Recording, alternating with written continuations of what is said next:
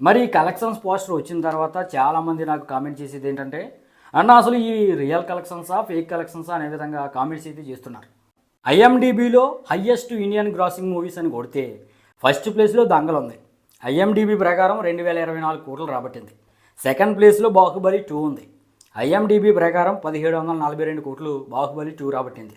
ఇక థర్డ్ ప్లేస్లో పుష్ప 2 ఉంది. ఐఎండిబి ప్రకారం 1640 కోట్లు రాబట్టింది. ఇక వికీపీడియాలో చూస్తే హయ్యెస్ట్ గ్రాసింగ్ ఇండియన్ మూవీస్ లిస్టులో ఫస్ట్ ప్లేస్లో దంగల్ ఉంది. వికీపీడియా ప్రకారం 1914 నుండి 2024 కోట్ల వరకు గ్రాస్ అనేది వచ్చింది. ఇక సెకండ్ ప్లేస్లో బాహుబలి 2 ఉంది.